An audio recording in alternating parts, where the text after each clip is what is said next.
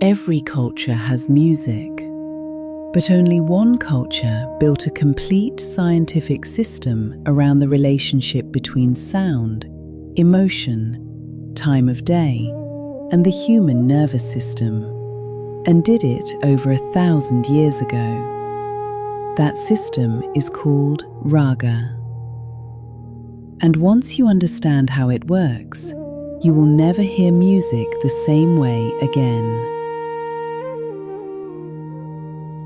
Most people, when they first hear the word raga, assume it simply means a scale, a set of notes, like a Western major or minor scale. It is not. A raga is closer to a personality. It has a specific set of notes, yes, but it also has a mood, a time of day it belongs to, a season, an emotional intention, rules about which notes can follow which notes should be emphasized, which should be approached carefully, and which should be avoided entirely. Think of it this way. A Western scale is a set of ingredients. A raga is a complete recipe, with instructions, context, and an intended emotional outcome built in from the start. There are hundreds of ragas. Each one is distinct. Each one has been refined over generations by musicians who spent their entire lives understanding what a particular arrangement of notes does to the human mind and body. Here is where it gets remarkable. Ragas are not just categorized by emotion, they are categorized by time. There are ragas for dawn, for mid-morning, for noon, for the deep hours after midnight.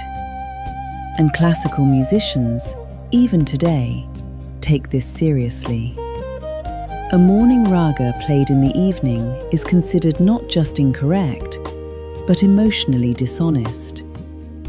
The reasoning is not superstition. It is acoustic and physiological. The ancient theorists observed that human alertness, emotional openness, and sensitivity to certain frequencies changes across the day. They mapped music to those states. What neuroscience now calls circadian rhythm, raga theory had already accounted for. Similarly, there are ragas associated with the monsoon season, the specific emotional texture of anticipation, relief, and melancholy that heavy rain produces in the body. There are winter ragas, ragas for the heat of summer. This is not poetry. This was treated as fact, refined over centuries of observation. Let's take one example. Raga Bhairav. It belongs to the early morning, specifically the grey, still hour just before full sunrise. Its notes carry a quality that is hard to describe precisely. Devotional, melancholy but not sad. There is a sense of the world not yet fully awake, of something sacred in the silence before the day begins. Musicians describe Bhairav as a raga that makes the listener feel small in the most beautiful possible way, connected to something larger than themselves.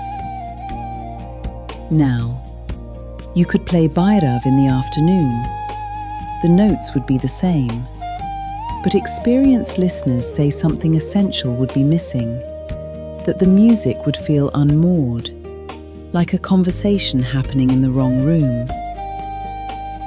That relationship between sound, time, and feeling is what makes raga unlike any other musical system on earth. In this series, we are going to go deep into individual ragas, not just what notes they use, but what they are for, what they feel like, why they were made, and what it means that human beings spent 1,000 years perfecting the science of musical emotion. If that interests you, The next video in this series focuses on a single raga that has made audiences weep for 4 centuries, and the musical reason why. RaagaFlow exists for those moments when words are no longer needed. Soulful Indian classical music, shaped by the ancient soundscapes of the raga. If something in this video touched you, that is where it continues.